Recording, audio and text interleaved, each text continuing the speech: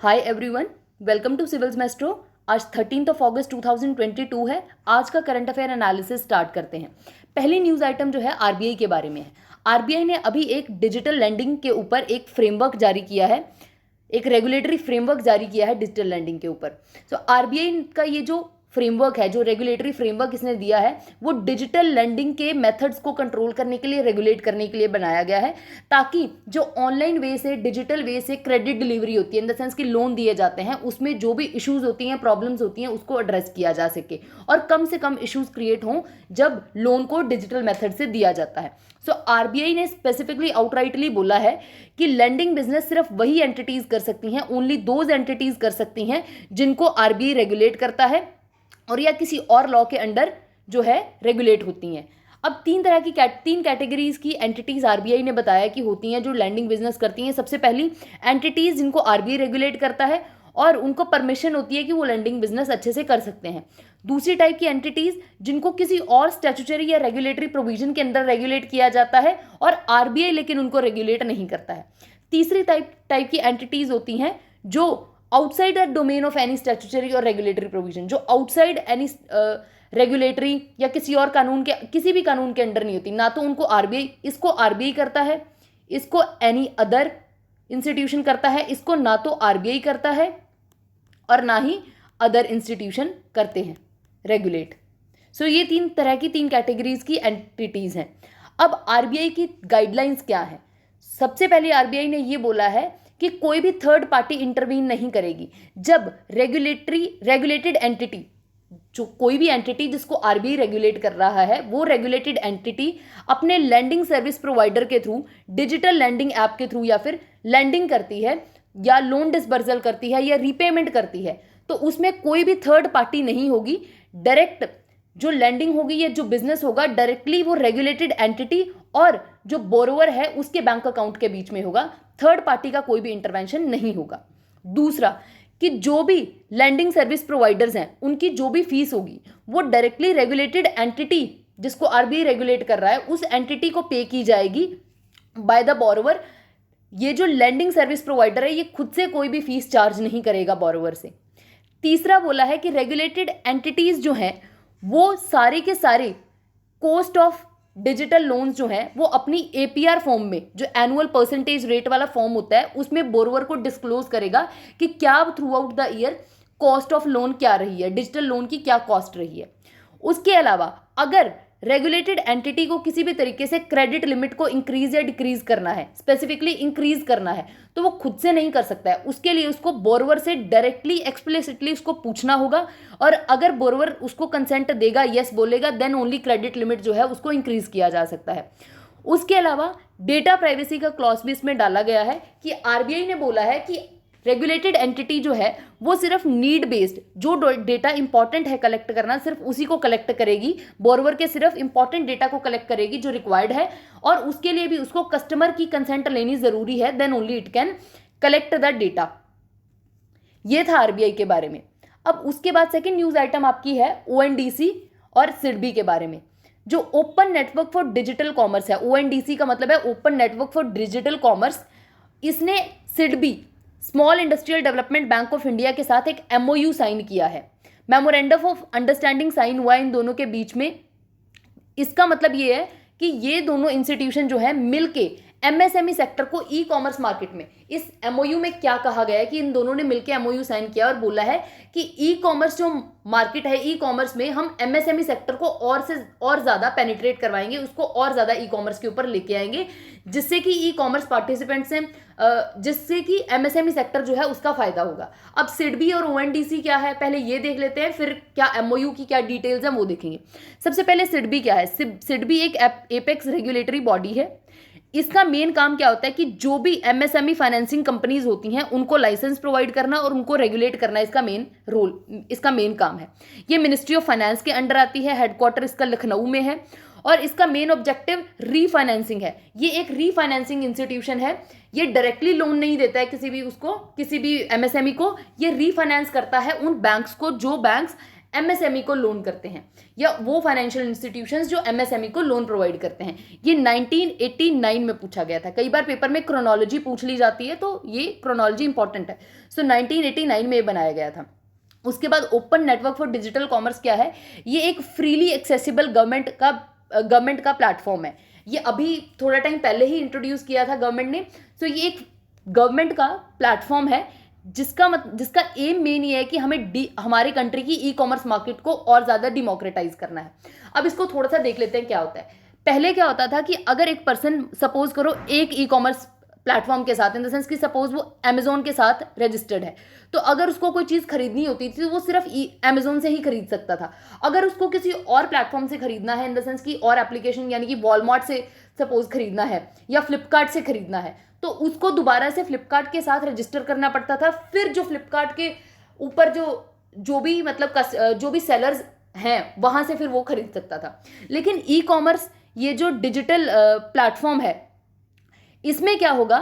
इसमें क्या है कि एक ये ओपन नेटवर्क है कि अगर पर्सन सिर्फ अमेजोन के साथ एसोसिएटेड है, उसके साथ रजिस्टर्ड है, और वो इस प्लेटफॉर्म के ऊपर आके फ्लिपकार्ट का प्रोडक्ट भी खरीद सकता है without getting registered into the Flipkart. So पहले क्या था? एक प्लेटफॉर्म सेंट्रिक मॉडल था, इन द सेंस कि सपोज अमेजोन से खरीद रहे हैं, अमेजोन के साथ रजिस्टर हो, तो अमेजोन सेंट्रिक मॉडल था। इसको अब एक ओपन नेटवर्क बना दिया गया है जिसमें बाय परचेज की जा सकती है या फिर गुड्स सेल की जा सकती हैं।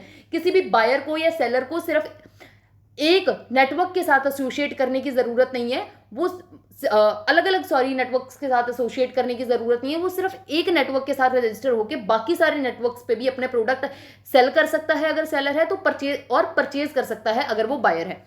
अब buyer is registered on one participating e commerce site may purchase goods from a seller on another participating e commerce site. तो अमेजोन का पर्सन फ्लिपकार्ट से सामान खरीद सकता है ONDC के through, open network for digital commerce के थ्रू। तो अब क्या है कि फीचर्स क्या है? ये जो MOU साइन किया है, इसमें सिडबी और ONDC ने बोला है कि ये MSME सेक्टर को हेल्प करेंगे कि वो open network e commerce platform, यानी कि ONDC का जो ओपन पोर्टल है, उसका जो प्लेटफॉर्म है, उसको एक्सेस कर सके, वहाँ पे अपने प्रोडक्ट्स को बेच सकें। सिडबी का जो सारा का सारा नेटवर्क है, वो उसको ONDC से कनेक्ट करने की कोशिश करेगा, उसको ONDC से कनेक्ट करेगा, और इससे जो ई कॉमर्स जो इकोसिस्टम है स्मॉल इंडस्ट्रीज का, वो रिवोल्यूशनराइज होगा इन अ सेंस कि वहाँ पे ज़्यादा से ज़्यादा लोग जो हैं, जो स्मॉल इंडस्ट्रीज में एसोसिएटेड हैं, वो अपना ज़्यादा से ज़्यादा सामान जो है इस प्लेटफॉर्म के ऊपर जो है सेल कर सकेंगे। उसके अलावा इससे क्या होगा कि जो स्मॉल इंडस्ट्रीज हैं उसकी पार्टिसिपेशन इंक्रीज होगी ई कॉमर्स वेबसाइट्स पे लार्ज स्केल में। पहले क्या होगा कि अब जो एक पुश दिया है, ये एक ड्राइविंग फोर्स की तरह काम करेगा, और धीरे धीरे ज़्यादा से ज़्यादा स्मॉल इंडस्ट्रीज जो है ई कॉमर्स वेबसाइट्स के ऊपर, ई कॉमर्स प्लेटफॉर्म्स के ऊपर वहाँ पे आएंगी और अपना बिजनेस करेंगी। सिडबी एंड ONDC जो है वो क्या करेंगे? MSME सेक्टर को हेल्प करेंगे, सेशंस होल्ड करेंगे, उनको एजुकेट करेंगे कि कैसे ONDC नेटवर्क को एक्सेस करना है, क्या उसका प्रोटोकॉल है, और कैसे इसको और ज़्यादा यूटिलाइज करना है। इसके साथ साथ ये दोनों मिलके, सिडबी और ONDC मिलके एसेलरेटर प्रोग्राम भी लेके आएंगे, जिसमें MSME सेक्टर को इंसेंटिवाइज किया जाएगा कि वो ONDC नेटवर्क को ज्वाइन करें। सो ये था आपका सिडबी और ONDC के MOU के बारे में। नेक्स्ट न्यूज़ आइटम जो है स्माइल इनिशिएटिव के बारे में है। स्माइल इनिशिएटिव जो है ये भी आज़ादी का अमृत महोत्सव के कंटेक्स्ट में चलाया गया है, लेकिन जैसे हम पहले पढ़ रहे थे आज़ादी का अमृत महोत्सव या पहले जो बड़े चलो कैंपेन थी, वो कैंपेन्स जो थी मिनिस्ट्री ऑफ कल्चर की थी, लेकिन ये जो स्माइल 75 इनिशिएटिव है, ये ministry of social justice and empowerment का इनिशिएटिव है। इसमें क्या किया जाएगा कि 75 म्युनिसिपल कॉर्पोरेशंस को आइडेंटिफाई किया है, और उनमें जो बेगर्स हैं, जो भी लोग बेगिंग के एक्ट में इन्वॉल्व हैं, उनकी रिहैबिलिटेशन के लिए स्कीम लाई गई है। ये भी आज़ादी का अमृत महोत्सव का पार्ट है। इसमें जो आइडेंटिफाइड म्युनिसिपल कॉर्पोरेशंस हैं, वहाँ पे वेलफेयर मेजर्स किए जाएंगे, NGOs के साथ या बाकी स्टेक होल्डर्स के साथ एसोसिएट करके कैसे होगा कि इनकी रिहैबिलिटेशन की जाएगी, काउंसलिंग की जाएगी, इनको एजुकेशन प्रोवाइड की जाएगी, अवेयरनेस दी जाएगी, मेडिकल फैसिलिटी अगर रिक्वायर्ड है इनको तो वो दी जाएगी, स्किल डेवलपमेंट की जाएगी, और इकोनॉमिक लिंकेज की जाएगी बाकी जितनी और गवर्नमेंट की स्कीम्स हैं उनके साथ, कि बाकी गवर्नमेंट स्कीम्स का फ़ायदा भी ये लोग उठा पाएँ।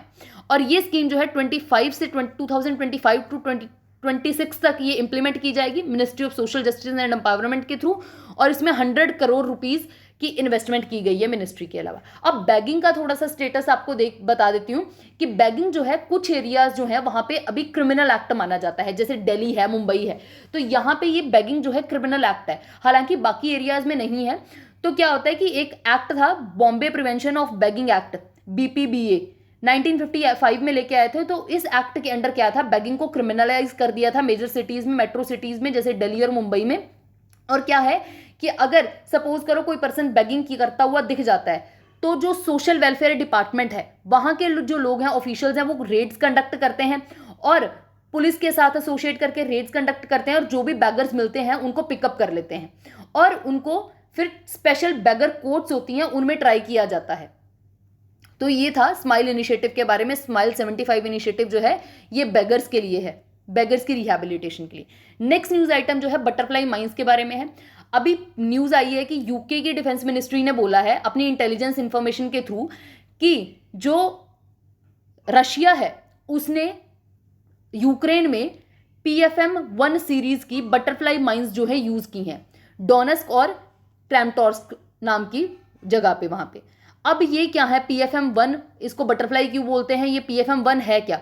PFM-1 और PFM-1S जो है ये special kind of anti personnel land mines हैं, पर्सन स्पेसिफिक, मतलब जो बहुत टच सेंसिटिव होती हैं, ये सेंसिटिव होती हैं, टच करने से ये जो है बर्स्ट हो जाती हैं, एंटी पर्सोनल लैंड माइंस हैं ये। इनको मतलब क्योंकि इनका स्ट्रक्चर ये दिखने में ऐसी होती हैं, एक टॉय जैसी लगती हैं, जैसे आपको फोटो में दिखाया गया है ऐसे होती हैं ये, तो इसीलिए इनको बटरफ्लाई माइंस या ग्रीन पैरेट बोला जाता है।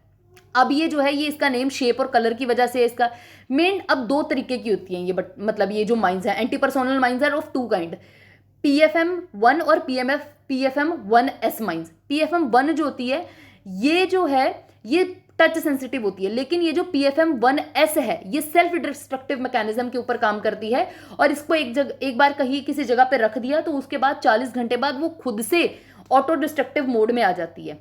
और बटरफ्लाई माइन जो है ये कलरफुल टॉय के जैसी दिखती है, तो इसलिए बच्चे जो हैं इससे कंपैरेटिवली ज़्यादा सेंसिटिव हैं और अगर कोई इसको पिकअप करता है तो उतनी देर में ये बर्स्ट हो जाती है, मतलब इतनी ज़्यादा टच सेंसिटिव है। लेकिन इसमें जो एक्सप्लोजिव होता है वो बहुत स्मॉल क्वांटिटी में होता है, पर्सन की डेथ नहीं होती है, उसको इंजरी हो जाती है बहुत ज़्यादा। सो दीज माइंस जो है ये बहुत ज़्यादा डिफिकल्ट टू डिटेक्ट है, मतलब इनको डिटेक्ट नहीं किया जा सकता क्योंकि ये प्लास्टिक की है। और अगर सोच के देखो कोई चीज़ प्लास्टिक की होगी तो वो मेटल डिटेक्टर्स में तो डिटेक्ट ही नहीं होगी, मेटल डिटेक्टर्स को तो वो आसानी से इवेड कर सकती है। सो इसीलिए बहुत एक काइंड ऑफ एक डेंजरस और हार्मफुल चीज़ है जो रशिया ने यूज़ की है यूक्रेन में। नेक्स्ट न्यूज़ आइटम जो है आपकी वो है क्रिप्टो करेंसीज के बारे में। अंकटाड ने अभी बोला है कि इंडिया की पॉपुलेशन का 7% पीपल जो हैं वो ओवर 7% ऑफ इंडियाज पॉपुलेशन जो है उसके पास डिजिटल करेंसीज हैं, डिजिटल करेंसीज को ऑन करते हैं। अब 2021 की ये जो रिपोर्ट है इसमें मतलब ये जो अभी रिपोर्ट आई है इसमें बोला है कि 2021 में डेवलपिंग कंट्रीज जो हैं एंटायर वर्ल्ड में वो 15 उसमें 20 डेवलपिंग इकोनॉमीज में, मतलब अगर सपोज करो कि टोटल 20 इकोनॉमीज हैं जिनके पास अच्छी होल्डिंग है इसकी क्रिप्टो करेंसीज की, तो उसमें से 15 जो कंट्रीज हैं वो डेवलपिंग है। Developing countries accounted for 15 of the top 20 economies. Top 20 में से 15 जो है, टॉप 15 जो होल्डिंग है क्रिप्टो करेंसीज की वो डेवलपिंग कंट्रीज के पास है। अब ग्लोबल यूज और रिपोर्ट की दूसरी फाइंडिंग ये थी कि कोविड-19 के टाइम पे क्रिप्टो करेंसीज का यूज बहुत ज़्यादा बढ़ गया है। अब क्रिप्टो करेंसीज होती क्या है? Crypto currencies kind of digital या वर्चुअल मनी होती है जिनको क्रिप्टोग्राफी के थ्रू जिनकी ट्रांजैक्शन को सिक्योर किया जाता है। अब क्रिप्टो करेंसीज क्या है थोड़ा सा डिटेल में देखते हैं कि ये मतलब ये क्रिप्टो करेंसीज ऐसी वर्चुअल या डिजिटल मनी होती है जिसकी कोई भी रेगुलेटरी अथॉरिटी नहीं होती है। इसको माइनिंग करके कंप्यूटर्स के थ्रू इसको बनाया जाता है और इसमें क्या होता है कि पर्सन की आइडेंटिटी भी रिवील करने की जरूरत नहीं है और इसको एक पर्सन से दूसरे पर्सन तक इजीली भेजा जा सकता है without revealing the true identity, क्योंकि इसमें एक फेक आइडेंटिटी, एक वर्चुअल आइडेंटिटी जनरेट होती है जिसको यूज करके ट्रांजैक्शन को किया जाता है। और ये एक डिसेंट्रलाइज्ड सिस्टम है जो इसमें डिसेंट्रलाइज सिस्टम है जो ट्रांजैक्शंस को रिकॉर्ड करता है। सो ये डिस्ट्रीब्यूटेड लेजर होता है इसमें और decentralise system of recording the transactions होता है कि क्रिप्टो करेंसीज जो है वो काफ़ी काइंड ऑफ एनोनिमस रहती हैं। सपोजिटली इसका जो फाउंडर थे जिन्होंने इनको फाउंड किया था सतोशी नाकामोटो, ये नाम के पर्सन जो है ये क्लेम, मतलब इस नेम के पर्सन ने इनको बनाया था, बट नोबडी नोज कि who actually is Satoshi Nakamoto. तो ऐसे ही क्रिप्टो करेंसीज जो हैं वो भी काफ़ी सीक्रेट काइंड ऑफ करेंसीज होती हैं। और इसमें देख लेते हैं रिपोर्ट की और क्या फाइंडिंग्स हैं। रिपोर्ट ने बोला है, रिपोर्ट ने हाईलाइट किया है कि प्राइवेट डिजिटल करेंसीज जो हैं वो कंपैरेटिवली अनस्टेबल फाइनेंशियल एसेट्स हैं। हालांकि कुछ लोगों को प्राइवेट जो डिजिटल करेंसी है, क्रिप्टो करेंसी है, उसने कुछ लोगों को गेन्स दिए भी हैं, कुछ लोगों को रिवॉर्ड किया भी है, लेकिन अगर ओवरऑल देखें तो ये बहुत ज़्यादा अनस्टेबल है। क्योंकि आपने देखा होगा अभी पीछे जैसे मैंने ये इसके ऊपर वीडियो बनाई भी थी और अपलोड भी किया है चैनल पे, आप देख सकते हैं डिटेल में काफ़ी क्रिप्टो करेंसीज के बारे में। और उसमें ये था कि अभी जो है क्रिप्टो करेंसीज की मार्केट में बहुत ज़्यादा डाउनटर्न देखने को मिला है और कुछ ऐसा दिख नहीं रहा आसार की फ्यूचर में वो बहुत ज़्यादा एकदम से उस पीक को रीगेन कर लेगा। और जो है इसीलिए बोला जाता है कि ये बहुत ज़्यादा रिस्की होती हैं, इसके साथ बहुत ज़्यादा सोशल कॉस्ट और सोशल रिस्क एसोसिएटेड होता है। रिसेंट जो करेंसी में शॉक्स हैं वो सजेस्ट करते हैं कि प्राइवेट रिस्क तो रहता ही है अगर कोई पर्सन क्रिप्टो होल्ड करता है, ठीक है। और अगर किसी कंट्री का अभी तो किसी मतलब बहुत कम कंट्रीज के सेंट्रल बैंक्स ने इसको रिकॉग्नाइज किया है, जैसे आरबीआई ने इसको रिकॉग्नाइज नहीं किया हुआ है। अगर किसी कंट्री का सेंट्रल बैंक इसको टेकअप कर लेता है, इसको फाइनेंशियल इसको स्टेप मतलब इसको टेकअप कर लेता है, इसको रिकॉग्नाइज कर लेता है और स्टेप अप करता है इसको फाइनेंशियल स्टेबिलिटी के लिए इसको टेकअप करने की, इन द सेंस कि उसको स्टेबलाइज करने की कोशिश करता है, तो ये पब्लिक प्रॉब्लम बन सकती है उस कंट्री के लिए, ठीक है।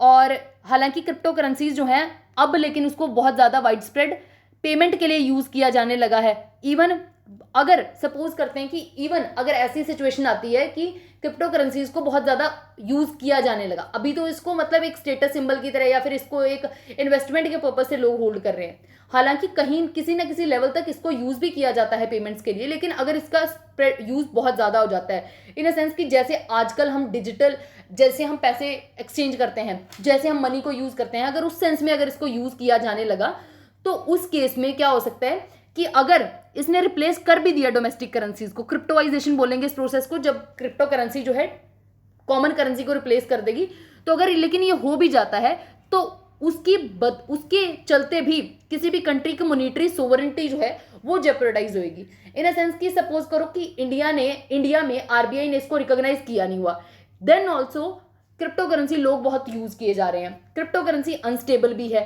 तो इंडिया की जो मॉनेटरी सोवरेनिटी है वो जेपरडाइज हो जाएगी, बिकॉज इसको क्रिप्टो करेंसी को जो है इंटरनेशनल मार्केट बहुत ज्यादा वो करती है, ठीक है। बहुत सारे इन्वेस्टर्स का बिहेवियर इन्वॉल्व होता है इसको जज करने में कि इसका क्या बिहेवियर होगा, और कंट्री की जो आरबीआई है या सेंट्रल बैंक है उसके हाथ में तो रहेगा ही नहीं, ठीक है।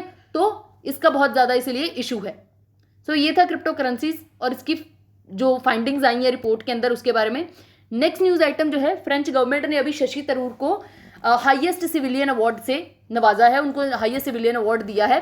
फ्रेंच गवर्नमेंट ने highest civilian award Chevalier de la Legion of Honour, ठीक है, ये इनको दिया है। शशि थरूर को ये प्रेजेंट किया गया है। एक्चुअल में ये किस लिए दिया गया है क्योंकि शशि थरूर ने फ्लुएंट फ्रेंच में एक स्पीच डिलीवर की थी 2021 में, तो उसके कंटेक्स्ट में भी बोला जा रहा है शायद उनको दिया गया है। और इससे पहले स्पेनिश गवर्नमेंट ने अपना हाईएस्ट सिविलियन अवार्ड जो है वो इनको दिया था 2010 में। लीजन ऑफ ऑनर अवार्ड जो है एक फ्रेंच ऑर्डर ऑफ मेरिट है, ये नेपोलियन बोनापार्ट ने इसको 1802 में स्टार्ट किया था। ये उन लोगों को दिया जाता है जिनकी कुछ एक्सीलेंट सिविल या मिलिट्री कंडक्ट जिन्होंने शो किया हो, ठीक है, तो उनको दिया जाता है। सबसे पहले महाराजा प्रताप सिंह ऑफ उदर, महाराजा प्रताप सिंह को दिया गया था, फर्स्ट इंडियन थे जिन्होंने ये अवार्ड को रिसीव किया था 1918 में। उसके बाद ऑलमोस्ट 40 लोगों को ये ऑनर प्रोवाइड किया जा चुका है, जैसे JRD टाटा को 83 में मिला, सत्यजीत रे को मिला, ई श्रीधरन को मिला, अमिताभ बच्चन, लता मंगेशकर, शाहरुख खान, कमल हसन, रतन टाटा, अजीम प्रेमजी, इन सबको ये अवार्ड मिल चुका है। तो ये है फ्रेंच गवर्नमेंट ने जो अवार्ड दिया है शशि थरूर को, उसके बारे में। आज के न्यूज़ आइटम्स में इतना ही। Thank you so much. I hope you people enjoyed it. Please share it with your friends and join the Telegram channel for questions. Thank you so much.